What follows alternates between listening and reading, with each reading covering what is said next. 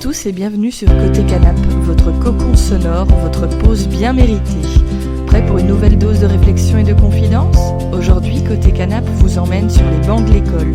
Enfin presque. Nous avons le plaisir d'accueillir Alison, une professeure de français du secondaire qui a plus d'une histoire à raconter. De l'évolution des ados au bouleversement de l'IA, en passant par ce lien essentiel qu'est le respect entre enseignants et professeurs, Alison nous livre son vécu sans filtre.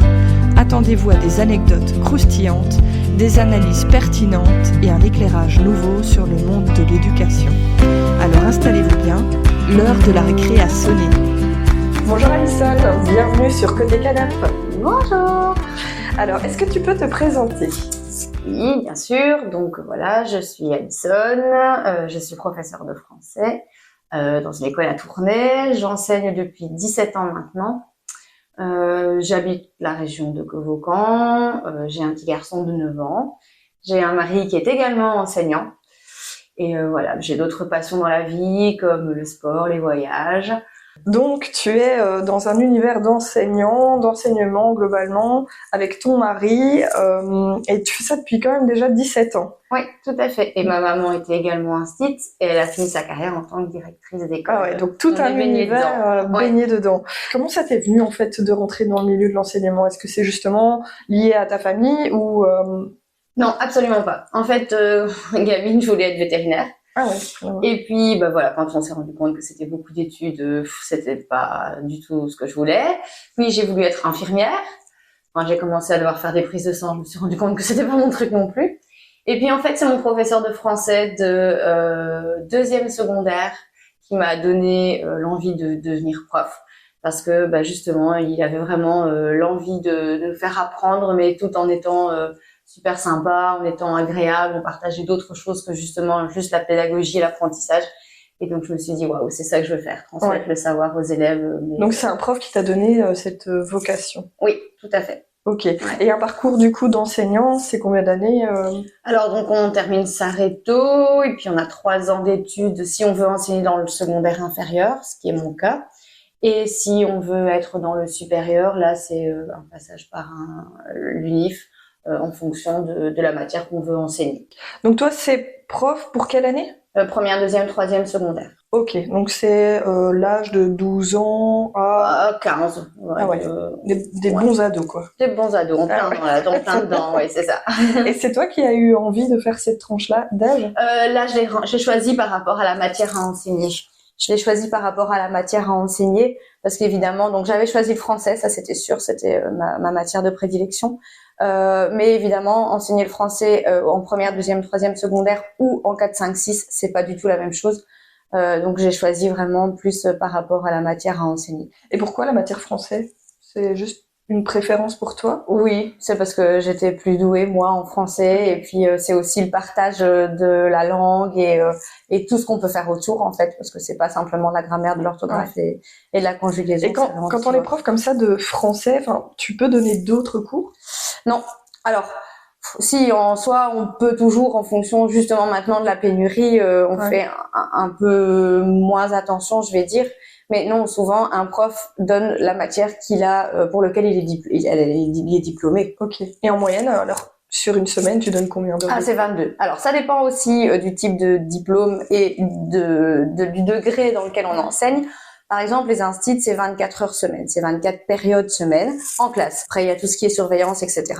Nous, en bac, donc Régenda, comme on appelait ça avant, c'est 22 heures effectives devant la classe. Après, il y a tout ce qui est préparation, correction. Et puis dans le supérieur, c'est 20 heures. Ah ouais. Voilà. Donc ça, c'est dans une classe devant les élèves. Mais après tout ça, il y a évidemment tout ce qui est préparation de cours, gestion des photocopies, correction, rencontres extraordinaires avec les parents, avec les réunions, les conseils de classe, les préparations de sortie, et, les formations. Et en moyenne, du coup, t'as une semaine de plus de 40 heures finalement. Ça dépend un peu des semaines, oui. Une semaine n'est pas une autre quand on est prof, parce que y a des semaines plus cool où les leçons sont prêtes, donc quand on rentre, il y a plus vraiment grand chose à prévoir. Il y a des leçons où il y a des semaines où il y a des corrections. Quand c'est la semaine où je fais des expressions écrites, là forcément je passe mes soirées. il y a des fois où il faut préparer une leçon parce que c'est un nouveau sujet qu'on entame et donc c'est quand on rentre qu'il faut le faire. Donc oui, il faut pas penser que voilà, on est 22 heures semaine devant une classe et puis basta. En effet, c'est un peu comme tout le monde entre 38 et 40, voire parfois beaucoup plus.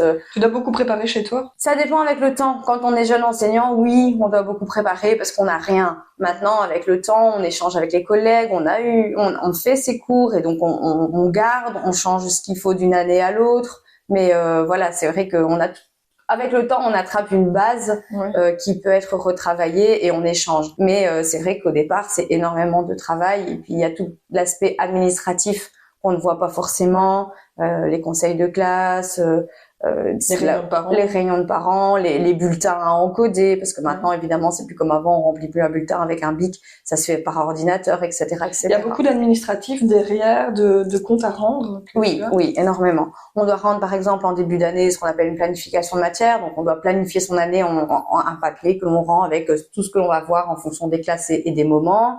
On doit rendre ce qu'on appelle aussi un cahier de matière, chaque période, chaque fin de période, donc chaque trimestre, avec ce qu'on a vu, les compétences, les objectifs qu'on a atteints avec les élèves. On doit aussi faire des documents pour les élèves avec justement leurs difficultés, leurs capacités, etc.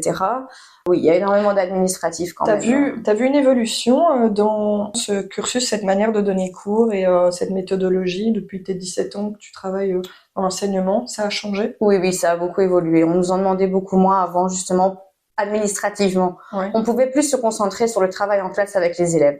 Maintenant, avant de faire quelque chose en classe avec les élèves, on doit vraiment passer par tout un processus administratif. Simplement pour préparer une sortie, je vais dire, on doit faire 3 appels d'offres pour, je sais pas moi, les bus, puis il faut organiser la sortie, il faut demander les autorisations à la direction, à la comptabilité. Et puis pour le paiement aussi, maintenant, on peut plus par exemple récolter de l'argent en liquide, donc ça doit se faire via une plateforme. Ça diffère en fonction des écoles évidemment.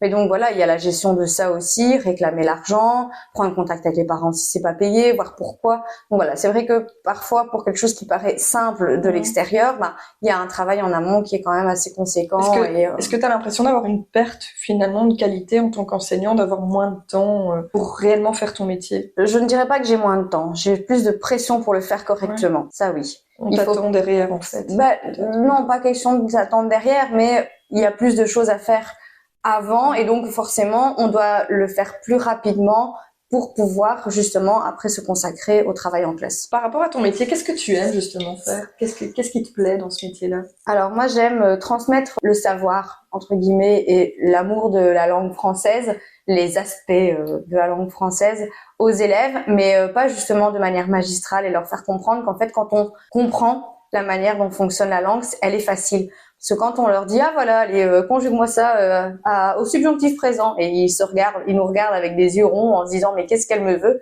Et en fait quand on leur explique que justement mes petites astuces pour comprendre comment fonctionne le subjonctif présent, c'est que c'est un temps chien parce qu'il a toujours une petite queue devant lui. Ah ouais. Oui, au lieu d'être derrière, elle est devant au subjonctif. Et donc dès qu'ils comprennent qu'en fait il faut placer le mot que pour conjuguer leur verbe correctement au subjonctif, ils ont tout compris. Et donc, en leur donnant des petits moyens mnémotechniques, comme ça rend la matière un peu plus agréable. Les moyens mnémotechniques leur permettent plus de retenir. Et donc, c'est vraiment voir cet échange de compréhension et voir un peu leur regard s'illuminer quand ils comprennent quelque chose qu'ils ne comprenaient pas depuis des années, en fait. C'est ce qui te plaît. Ouais, c'est ça, tout à fait. Puis les échanges, parce que finalement, quand on crée des liens avec les élèves, on n'est plus leur prof. On est leur référence. Voilà, je deviens très souvent maman, grande sœur, plus que leur prof. Mais le respect y est toujours, parce que ça va dans les deux sens. Quand on leur fait comprendre qu'on les apprécie et qu'on les respecte, l'échange est beaucoup plus facile. Par rapport à ce respect, comment tu fais pour t'imposer? En 17 ans, est-ce que tu as changé ta manière de donner cours ou est-ce que c'est dans ta personnalité, c'était naturel chez toi? Je pense que c'est dans ma personnalité. C'est naturel le fait de m'imposer devant une classe. Alors, je suis pas un tyran non plus. Encore, c'est ce que je disais. Je dis à partir du moment où ils comprennent en fait qu'on les respecte, qu'on est là pour leur apprendre des choses, mais pas pour les embêter. Eh bien, ils font ce qu'on leur demande en fait. Et puis quand ce qui est fait est terminé, on peut passer à autre chose. Et du coup, ils savent en fait. Ils ont cette confiance on fait ce qu'elle veut. Après, on a entre guillemets ce qu'on veut nous aussi. Et je pense que cette confiance mutuelle fait que ça se passe bien Ils savent comment je fonctionne. Ça, c'est une règle d'or que j'ai toujours eue. Dès le premier cours, c'est on impose les règles, on explique comment ça fonctionne. Et quand ils ont compris et qu'ils font, en fait, ils respectent ce règlement, eh bien, ça marche tout seul. J'ai pas vraiment de problème de discipline. Tu les rends très autonomes, en fait. Tu mets les bases. C'est ça, clairement. Une fois que les barrières sont posées, en fait, ils fonctionnent comme des petits moutons suivis par le loup. Je veux dire, j'ai pas de... Et ça a été comme ça au début de ta carrière? Alors, j'ai commencé ma carrière dans l'apprentissage. Et donc là, j'avais à peine 21 ans quand j'ai commencé. Et je suis arrivée dans une classe de mécaniciens, qui étaient plus vieux que moi. Et puis, en fait, il s'avère qu'en allant travailler, j'avais eu un accident de voiture. Et donc, je suis arrivée toute paniquée. Et puis, ils l'ont vu à ma tête, évidemment. Et puis, comme c'était des mécas, on a d'abord parlé de mon accident de voiture. Et la confiance, elle s'est tout de suite imposée. Mais c'est clair que là, ça m'a vraiment forgée parce que dans l'apprentissage, c'était même pas du professionnel. Ils venaient que 2 jours à l'école. Ils allaient en entreprise le reste du temps. Donc, vraiment, l'école, c'était leur dernier des soucis. Et donc, oui, ça m'a vraiment forgée parce qu'il a vraiment fallu trouver un moyen autre de les motiver. Enfin, non, pas un moyen autre parce que le but, c'était quand même de leur apprendre, mais c'était pas leur priorité d'apprendre le français. Donc, il a fallu vraiment trouver des stratégies pour leur faire comprendre qu'ils en auraient quand même besoin, contrairement à ce qu'ils pensaient. Donc, évidemment, ça allait devenir des futurs patrons, donc il fallait leur expliquer. Faut faire preuve de créativité, en fait. Oui, c'est ça. De créativité et alors de chemin détourné pour arriver là où on veut, mais sans vraiment leur imposer, en fait. Faire preuve de patience aussi, parfois, par rapport aux personnalités que tu rencontres. Ah oui, clairement. Il faut toujours s'adapter. L'enseignement, c'est l'adaptation. C'est comme un bébé. Une heure n'est pas une autre. On peut parfois avoir 3 fois la même année, mais des classes différentes, des options différentes, des enfants différents, des ados différents. Et donc, ça fonctionne pas toujours de la même manière. Il faut s'adapter, il faut les connaître. Agir en conséquence. Donc, c'est vrai que c'est moins facile en début d'année quand c'est des nouveaux élèves qu'on ne connaît pas, plutôt que maintenant on est en février, on les connaît, ils nous connaissent, donc ça roule beaucoup plus facilement. Mais au début, c'est toujours remettre le cadre, leur expliquer. Est-ce que tu as vu une évolution dans la manière d'être des adolescents? Oui. En 17 ans? Oui. Est-ce que c'est différent? Oui, c'est très différent. Tu penses qu'il y a ce changement? Alors, je pense que c'est un phénomène de société. On sait que l'école n'est plus forcément la priorité des ados. Et donc, c'est vrai que c'est compliqué maintenant de les capter beaucoup plus. Un problème d'attention? De motivation. De motivation. Ouais, de motivation. Je pense que c'est la motivation. Ils ne voient pas l'intérêt de l'école. Alors, je pense qu'on l'a toujours eu. Clairement, quand on n'est pas du tout mathématicien, on se demande ce qu'on va faire du théorème de Pythagore quand on l'apprend en première secondaire ou des équations de second degré en troisième. Clairement, à l'heure actuelle, ça nous sert en effet à rien si on n'est pas dans le métier, dans le domaine. Et je pense qu'à l'heure actuelle, c'est encore pire. Quand on leur donne des exercices de conjugaison, de grammaire, d'orthographe, ou quand on leur fait rédiger, un texte policier, ils ne voient pas l'intérêt. Et ils ne voient pas non plus l'intérêt de développer en fait leur créativité qui pourrait leur servir pour autre chose. Et puis, je pense qu'avec maintenant les nouvelles technologies, l'adolescent n'est plus dans la réalité. Il est plus ancré dans la réalité. Il rattache tout à leurs jeux vidéo, à leur PC, aux films qu'ils ont vus, aux youtubeurs qu'ils ont rencontrés, dont ils rêvent, leur idole. Et donc, c'est ça un peu qui est difficile à gérer avant. Tu te bats contre la nouvelle technologie, en fait, au quotidien, presque. Pour la motivation, pour la réalité contre les nouvelles technologies, c'est ça. Et les priorités qu'ils devraient donner, qui n'étaient pas les mêmes quand j'ai commencé il y a 17 ans. Par exemple, pour le français, quand on voit qu'une technologie comme l'IA, ChatGPT, peut t'aider à faire des dissertations, même toi, en tant que professeur, comment tu peux faire pour voir la différence, qui ne se sont pas aidés de ce genre d'outils? On connaît leur niveau. Donc, quand ils sont en classe, ils n'y ont pas accès. Donc, on voit leur manière d'écrire, on voit leur manière de réfléchir. Donc, si ils font des travaux à la maison et que là, l'intelligence artificielle est utilisée, forcément, on voit la différence. Ne fût-ce rien qu'à partir du vocabulaire. Parfois, j'ai des textes dans lesquels il y a des mots qui semblent totalement basiques pour nous et dont ils ne connaissent pas la signification. Madame, c'est quoi une Jeep? C'est quoi une Jeep? À 12 ans, voilà. Donc c'est parfois assez compliqué à gérer. Et donc, si j'utilise l'intelligence artificielle, on voit la différence de niveau de langue et de construction de phrases, etc. Après, je suis pas contre l'idée de l'utiliser si elle est utilisée à bon escient. Tu essayes justement de t'adapter à ces technologies pour ton travail? Oui, bien sûr. Je pense qu'il faut rester à la page et utiliser ces nouvelles technologies, mais à bon escient de nouveau pour des bonnes choses et leur expliquer qu'on peut les utiliser pour s'aider, mais pas uniquement cette intelligence artificielle. Il faut faire un combo. En fait. Est-ce que le milieu de l'enseignement belge est à niveau par rapport à ça, par rapport à ces technologies, même le niveau scolaire, pour vous donner les clés de donner un bon apprentissage? Mais je pense qu'il faut qu'on se forme de par soi-même, en fait. Parce que oui, il y a des formations qui sont organisées, etc. Mais je pense qu'il faut, en fonction de notre personnalité, du cours que l'on donne, il faut qu'on s'adapte nous-mêmes et qu'on l'utilise comme on le veut. Il faut soi-même être motivé de vouloir le faire, en fait. Oui. Quelque part, il faut aussi avoir une motivation des élèves, d'avoir envie. Ouais, à partir du moment où c'est utiliser des choses qui leur facilitent la vie et de manière générale, ce qui est téléphone, smartphone, tablette, ça les motive déjà un peu plus. Maintenant, il y a quand même eu des évolutions. On n'est plus au tableau à la craie, on est au tableau interactif. Donc, il y a aussi cette facilité de transmettre autrement. Pour certains aspects, c'est peut-être plus facile pour toi? Oui, quand même. Cette utilisation un peu de l'interactif est quand même plus adaptée à notre époque que voilà, il y a 17 ans. Est-ce que par exemple, encore là, leur devoir, ils peuvent te l'envoyer par mail? Ça dépend un peu des cours, ça dépend un petit peu des matières aussi. Moi, je pars du principe aussi qu'il faut les responsabiliser. Et donc, il y a quand même des choses qui restent, je vais dire, bien ancrées dans l'ancienne école, j'ai envie de dire. Par exemple, voilà, ici, en février, c'est une séquence, donc une leçon sur la presse. Ils doivent me rédiger un article de presse. J'exige qu'il soit imprimé et rendu.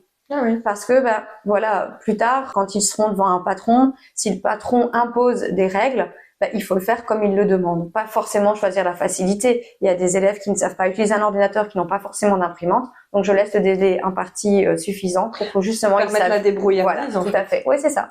Il faut aussi les former. On les forme pas en tant que prof à juste leur faire apprendre la matière qu'on enseigne. Ce sont aussi des adultes de demain et donc il faut aussi les former justement à être autonomes dans la vie de tous les jours. Par rapport aux difficultés que les élèves rencontrent, qu'est-ce que tu peux mettre en place actuellement et par rapport même aux parents, comment ça se passe? Alors, c'est pas forcément toujours évident parce qu'encore une fois, ils ne sont pas tous preneurs. Alors, il y en a qui sont conscients de leurs difficultés, d'autres pas, d'autres qui font la politique de l'autruche. Les parents deviennent de plus en plus parfois démissionnaires. Il faut avouer qu'on est dans une vie où on court toujours à du 100 à l'heure et donc c'est pas évident de gérer son travail, les courses, la maison, les loisirs et la scolarité de l'enfant. Ce qu'on met en place à l'école, c'est des remédiations. On réexplique autant de fois que nécessaire.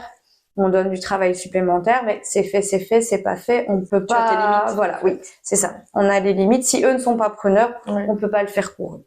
Tu vois vraiment une différence dans la manière d'éduquer les parents? Tu dis c'est démissionnaire, pourquoi?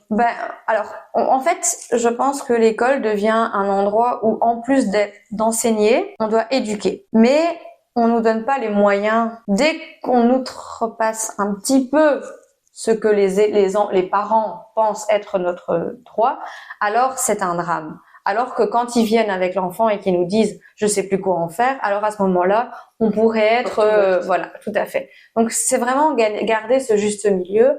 Maintenant, clairement, on est pédagogue avant tout et donc on ne doit pas outrepasser nos droits non plus. Mais à partir du moment où un enfant n'a pas de cadre à la maison, c'est difficile d'en avoir un à l'école. Ouais. Ou quand je parle de cadre, c'est même pas forcément un cadre éducatif, mais un cadre d'apprentissage. C'est-à-dire qu'on inculque les bons gestes, on rentre, on goûte, on travaille et puis des rituels. Voilà, c'est ça, des rituels. Oui. Parfois, j'entends des enfants qui me disent en première secondaire à 12 ans. J'ai joué aux jeux vidéo jusqu'à 1h du matin. C'est un peu effrayant parce qu'on se dit mais enfin, est-ce que les parents sont au courant? Est-ce qu'ils le savent? Est-ce qu'ils en sont conscients? Est-ce qu'ils cautionnent? Voilà, après on peut pas juger. Donc voilà, je veux dire ce qui se passe tout à fait. Ce qui se passe à la maison ne nous regarde pas et on peut pas juger. Mais c'est vrai que parfois quand on voit des enfants à 8h du matin complètement défractés avec les yeux rouges qui bâillent, on se dit que voilà, il faut. C'est pas trop difficile de garder cette barrière par rapport à ces élèves qui peuvent rencontrer des problèmes parfois dans leur vie privée. Encore une fois, voilà, il faut qu'on puisse en effet voir où sont nos limites. Maintenant, il y en a qui ont besoin plus d'aide que d'autres, qui sont plus demandeurs, etc. Il faut pas qu'on soit trop intrusif là, clairement. Maintenant, on a des relais aussi dans les écoles. Quand on voit qu'il y a vraiment des élèves en difficulté, on passe le relais au PMS et ça n'aide plus de ça n'est pas de notre ressort, effectivement. Maintenant, comme il y a des liens qui se créent entre le prof et les élèves, moi, en français, voilà, je les ai maximum 6 heures, 5, 4, 5, 6. Donc, ça crée des liens forcément de passer autant de temps par semaine avec les élèves. Donc, ils nous font forcément plus confiance. Donc, parfois, c'est eux qui viennent chercher de l'aide. Ouais. Et là, encore une fois, on va jusqu'où on peut et sans être trop intrusif. Et on peut parfois justement être le relais entre les difficultés de l'enfant et les parents si ils en éprouvent le besoin. Je voulais revenir sur ton parcours de prof. Je voulais savoir, est-ce que tu as des anecdotes à nous partager, des souvenirs qui t'ont vraiment marqué? Je disais justement que ma maman avait été instit. Une des anecdotes qui m'a bien fait rire, c'est que ma maman avait eu l'élève en primaire et puis je l'ai eu moi en secondaire. Et le gamin est arrivé en disant « Ah non, après la mère, la fille !» Ça, c'est une des anecdotes un peu, je vais dire, marrantes. Oui, des anecdotes un peu moins marrantes, c'est comme je disais, je travaillais dans l'apprentissage, donc là évidemment c'était des enfants plus en décrochage. Quand un matin on se lève et qu'on voit dans la presse décès de un tel et qu'en fait il était devant nous la veille devant la classe, ça c'est un peu plus compliqué. Voilà, la délinquance parfois, donc on se prend la tête avec un gosse qui en fait avait une arme dans son sac et puis les autres nous disent de nous calmer parce qu'au final il peut s'en prendre à nous tout le temps. Bon, évidemment ça c'est le cas extrême, mais voilà, ça s'est passé. Après d'autres anecdotes marrantes, des élèves qui arrivent avec un gâteau d'anniversaire le jour de mon anniversaire et puis voilà, qui chantent bon anniversaire.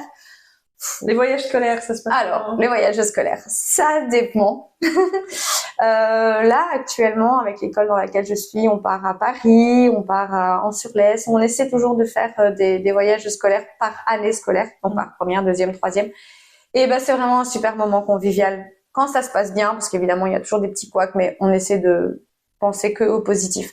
C'est vraiment un échange justement avec les élèves, mais en autre contexte, parce que voilà, il faut les surveiller quand ils sont en pyjama le soir. On va nous-mêmes en pyjama la nuit quand ça chahute un petit peu trop. On doit gérer l'aspect hygiène aussi, donc les forcer à prendre des douches, parce que quand on a des ados de 12, 13, 14 ans, surtout masculins, qui ne veulent pas se laver, il faut gérer ça si on part 2, 3, 4, voire une semaine. Donc c'est vraiment une autre vision en fait du boulot, parce que là pendant ce voyage c'est pas donner cours, c'est encadrer pour justement les faire découvrir la culture ou c'est des moments autre chose. Tu te rapproches de tes élèves? Oui, bien sûr, parce que on les voit sous d'autres aspects et eux pareil, ils nous voient aussi différemment. Les élèves ont parfois du mal de croire de croire qu'on a une vie en dehors de notre vie de prof. Parfois, on se dit, ils pensent que à 4 heures, quand ça sonne, en fait, on nous enferme dans une armoire dans le fond de la classe et que le lendemain matin, on nous ressort. Ils ont du mal de penser qu'en fait, on a une vie comme eux et qu'on ne fait pas que ça de notre vie. Et pour toi, c'est difficile pour toi d'enlever cette casquette d'enseignant ou... Non, parce que moi, je suis de manière très naturelle auprès de mes élèves. Donc, ils savent très bien que ce que je suis avec eux en classe, je suis à la maison avec mon fils, avec mon mari, avec mes amis. Ah oui. Ils le savent. Ils savent que je ne joue pas un rôle. Avec un regard, ils ont compris si j'étais pas bien, si j'étais de bonne humeur, si je suis énervée, ou si mon humeur change parce qu'ils m'ont gavé pendant l'heure de cours. Ils le savent. Ils le voient très bien à mon regard aussi. Parce que voilà, comme je suis dans la vie de tous les jours, je suis en classe. Et je pense que être prof, c'est justement pas jouer un rôle, c'est être soi-même pour pouvoir attirer la confiance des élèves. Le fait que tu aies ce même visage partout, ça te permet d'avoir moins de stress? Est-ce que tu as des collègues qui, par contre, sont pas du tout pareils quand ils donnent cours et dans leur vie privée, on va dire? Les jeunes profs ont plus de mal. Pour l'instant, j'espère que ça ne sera pas comme ça à long terme. Je pense justement d'être plus à l'aise en classe et je pense qu'ils manquent d'expérience, fait qu'ils n'ont pas encore vraiment compris, et la formation à l'école normale aussi fait que on leur donne des clés qui ne sont pas forcément les bonnes sur le terrain en fait, mais ça on ne le découvre que par la suite et puis on s'adapte. Les cours pour devenir prof ont changé. Je pense que le niveau est différent maintenant. Les études pour être prof ont toujours été beaucoup plus théoriques que pratiques, même si on a des stages. Et de toute façon, il faut se rendre compte à l'évidence, c'est que la réalité des terrains, on la voit pas en 3 semaines de stage, 1 semaine. Alors, diminuer, je ne sais pas, mais différent, oui, parce que les exigences ne sont plus les mêmes. Déjà, c'était 2 ans, puis ça a été 3, maintenant c'est 4. En étant moi maintenant dans l'école, je sais pas ce que valent les études, même si on a des stagiaires, etc. Mais Je pense que de toute façon, on devient prof quand on commence à enseigner. Les études nous donnent un peu une ligne de conduite à suivre et au niveau pédagogique et au niveau humain, mais on ne devient prof que quand on arrive sur le terrain. Si c'était à refaire, tu referais ces études-là? La bonne question. Je dis toujours, si je devais me reconvertir, je ne saurais pas ce que je ferais. Parce que ça a toujours été une évidence. Donc, je sais pas, moi, je devais avoir 14-15 ans. Et c'est vrai qu'à l'heure actuelle, avec les difficultés qu'on peut quand même rencontrer, parce qu'il faut savoir que le système, tout le monde voit les vacances, etc., etc. Mais l'envers du décor n'est pas toujours si beau, hein. Quand on a des difficultés de se faire nommer parce qu'il y a plus d'emplois pour être nommé. Alors, il y a énormément, on parle de pénurie, mais c'est une pénurie de remplaçants. C'est-à-dire qu'il y a des plus anciens profs qui se mettent en maladie, qui ont des problèmes médicaux, qui sont en burn-out, etc.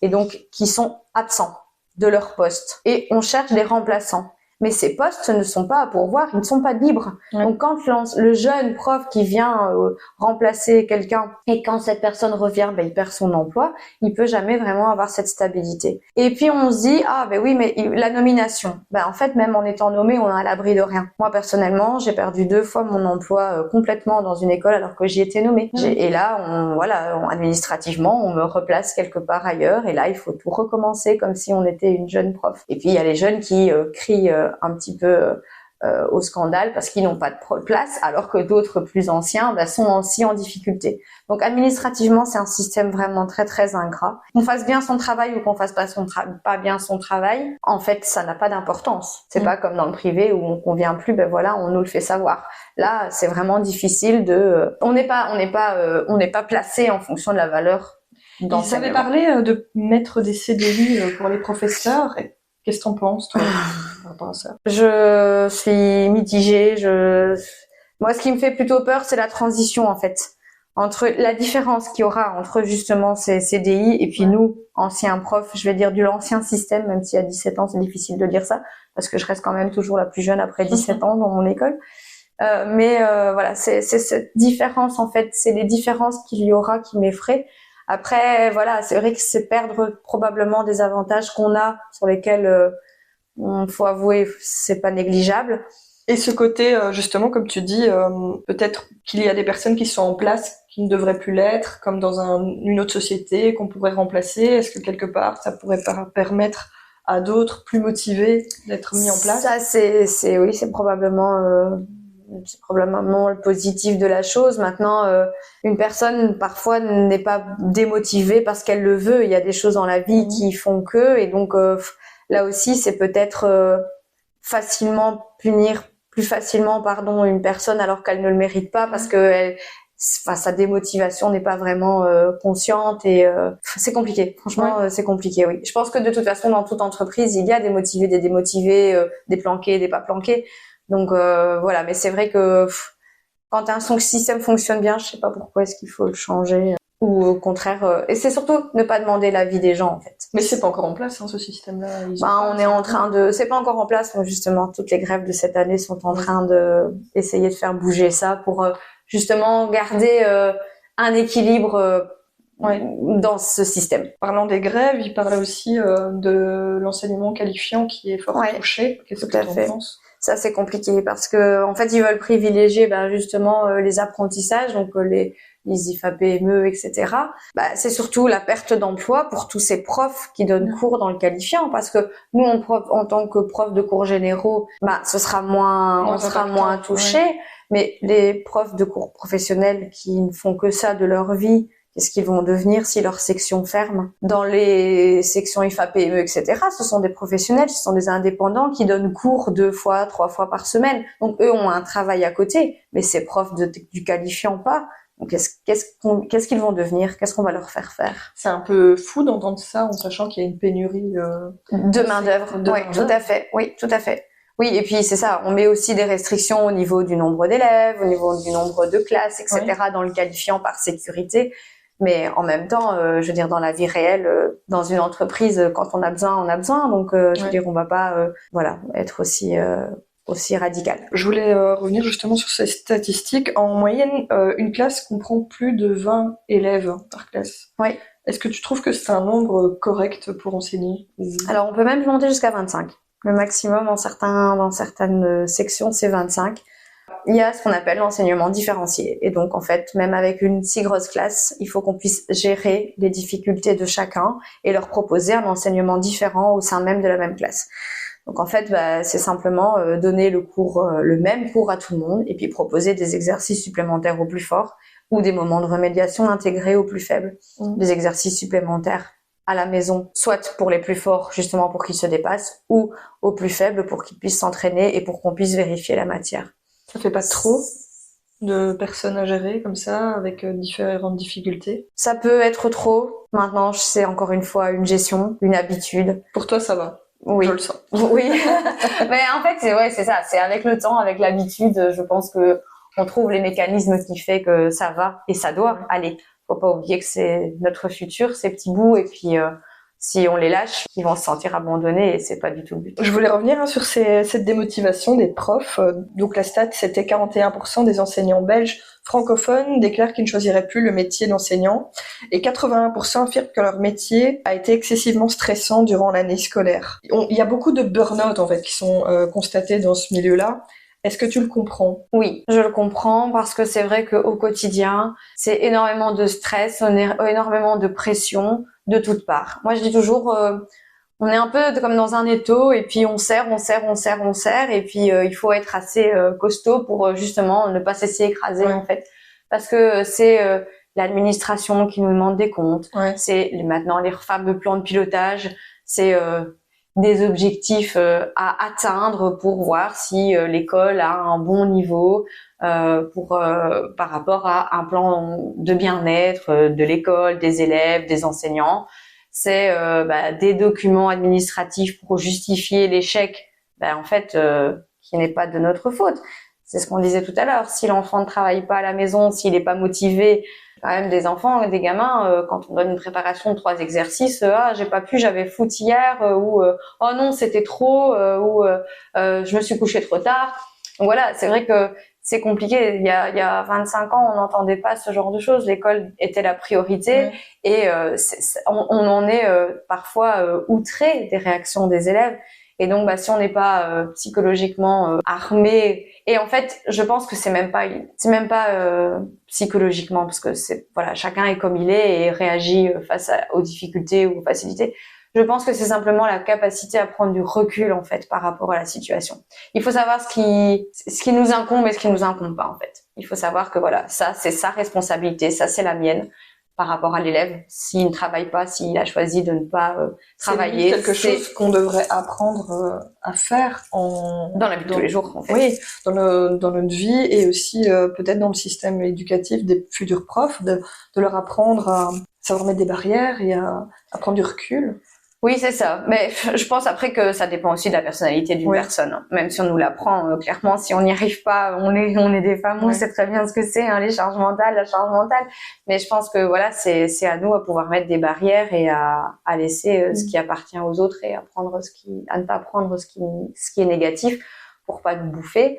Mais je peux concevoir, parce qu'encore, c'est ce que je disais. Oui, on est dans une classe, mais à côté de ça, il y a la maison, la famille, la pression sociale, les problèmes sociaux à la maison, les problèmes administratifs à la maison, voilà. Donc c'est vrai que c'est tout un tout. Je dis toujours, ah oui, c'est bien. Les gens disent, ah oui, mais t'as encore autant de vacances. Ouais. Ok. Mais quand on est en classe, en fait, on doit vraiment se concentrer sur ce qu'on fait en classe. Faut être à 100% sur ce que tu fais. Oui. Et puis, on doit laisser nos problèmes en dehors de la classe parce que les élèves ne doivent pas en être responsables et en être impactés. Et en même temps, la différence entre quelqu'un qui est dans une entreprise qui travaille seul, qui doit faire son boulot au bout de la journée, mais qui peut s'arrêter 5 minutes pour souffler parce qu'en fait, il vient de repasser la dispute avec son homme de la veille. Nous, devant les classes, on n'a pas vraiment l'occasion de le faire. On peut pas le faire. Pareil, on a des soucis administratifs. On doit passer des coups de fil pour résoudre tchic ou tchac. On a notre pause de midi et puis après 4 heures et tout est fermé. Et donc en classe, pareil, on n'a pas le droit. C'est vraiment toutes des choses qui font que on est tellement pressé par des citrons et puis il faut toujours faire après ou quand on a 5 minutes. En fait, il y a un moment où la fatigue nerveuse prend le dessus et ça provoque ces burn-out et pas vraiment juste parce que c'est difficile à gérer en classe, mais parce que la spirale devient infernale et qu'au final, on n'arrive plus à trouver le lâcher-prise, quoi. Et toi, ton lâcher-prise, c'est le sport? Oui, oui, ça l'est. C'est le sport, ouais, c'est les copines, c'est le fait d'en parler à la maison, c'est un peu tout ça. C'est le fait de se dire, bah voilà, il faut prendre les bons côtés des choses et avec tel élève, ça s'est super bien passé et j'en suis contente. Vivre les petites réussites aussi. Ouais, c'est ça. Je pense que de toute façon, la vie doit être comme ça. Il faut se nourrir du positif, il faut se nourrir de ce qui est bien pour justement pouvoir remonter la pente du négatif. Comment ça se passe avec tes collègues au niveau relationnel? Alors, une école, c'est quand même une grande famille. Pour pouvoir travailler correctement, il faut quand même s'entendre avec ses collègues. D'ailleurs, il y a quelques années maintenant, on nous impose, mais c'est plus vraiment plus vraiment imposer les choses, ce qu'on appelle une heure de travail collaboratif, du travail collaboratif. Et bon, là, c'est l'aspect techniquement administratif où on doit rendre des documents en disant ce que l'on a fait tous ensemble. Mais en fait, justement, ça nous permet de nous retrouver avec les collègues, de discuter du travail que l'on fait ensemble, en collaboration, en parallèle, mais en même temps de créer des liens. Voilà, moi avec mes collègues, on mange toutes les semaines, le lundi ou le jeudi ou même le vendredi en fonction de nos horaires. Et du coup, on raconte le compte sur ce qu'on a fait ce week-end et puis en même temps, voilà, on met au point les stratégies pédagogiques, les projets, etc. Mais c'est pas seulement avec les mêmes profs de discipline parce qu'on fait l'interdisciplinarité. Je vais au musée avec ma collègue de sciences pour accompagner ma classe avec laquelle j'ai cours. Quand on part en voyage scolaire, on part avec les collègues. Donc vraiment, vous savez, il y a un mot qui appartient, je pense, qu'à notre métier. C'est le col-ami. Col-ami. Collègue, ami. Ça devient un col-ami. Je connaissais pas ce mot, mais c'est vrai que je pense que ça peut se mettre aussi sur plusieurs... Ouais, dans tous les métiers, évidemment. Métiers, ouais. Mais voilà, ils sont là aussi bien pour les coups de mou. Combien de fois est-ce que, on sort de la classe sous pression et on va gueuler dans la classe du collègue en disant « Ah, tu sais pas ce qu'il m'a fait aujourd'hui celui-là » ou « Tu sais ce qu'il a pas fait ?» Ou je sais pas, on a passé une mauvaise nuit parce que le gamin était malade, on arrive les yeux complètement explosés et on se met à pleurer en disant je suis crevée, j'en peux plus. On prend la collègue pour nous prendre dans les bras, pour nous consoler, nous donner de la motivation. Les collègues, ça fait beaucoup. En fait. Oui, tout à fait. Et c'est vrai que vaut mieux bien s'entendre avec ses collègues, mais encore une fois, tout le monde est différent, mais on est complémentaires. Et je pense justement que c'est ces échanges qui nous construisent également parce que tout est bon à prendre chez tout le monde, évidemment sans exagérer et sans profiter, c'est pas par profit. Justement, c'est par échange. Et je pense que les collègues, c'est comme les amis, il faut bien les choisir et bien s'en entourer. Si tu avais envie de développer encore quelque chose dans cette carrière, ce serait quoi? Non, en fait, je pense que actuellement, en tout cas, je suis vraiment épanouie dans ma carrière et ce que je fais me plaît beaucoup, ce que je développe, parce que c'est vrai qu'on fait des projets, on fait des sorties, on fait des chouettes trucs avec les élèves. Un point, c'est leur prouver que l'école, à 12 ans, c'est important, parce que souvent, on n'a pas la maturité de comprendre à l'âge que l'on a l'importance des choses. Quelles sont les valeurs que tu voudrais transmettre aux futurs profs? La force de caractère, la confiance en soi, l'empathie, parce que clairement, il faut pouvoir comprendre aussi et les élèves, et les collègues, et les parents, l'amour propre et l'amour pour les enfants, transmettre sa passion, en fait, faire le travail justement avec passion et ne garder que pour se faire avancer, ne garder que ce qui nous plaît et faire ce qui nous déplaît, mais sans avoir des pieds de plomb, le faire parce qu'il faut et pas parce qu'on doit le faire. Je te remercie pour ce petit moment bien appréciable. Avec plaisir. Et voilà, c'est déjà la fin de notre épisode de Côté Canap. Je remercie infiniment Alison pour son énergie communicative et la passion palpable pour son métier qu'elle nous a partagé. Son éclairage clair et inspirant sur l'éducation et l'évolution de son rôle était vraiment précieux. On sent son engagement et son souci des jeunes. Et vous, chers auditeurs, si cette conversation vous a plu et vous a éclairé, n'hésitez pas à vous abonner à Côté Canap pour ne manquer aucun de nos prochains échanges. Partagez cet épisode avec vos amis, vos familles, tous ceux que le monde de l'éducation intéresse. Un grand merci à vous pour votre écoute fidèle. À très vite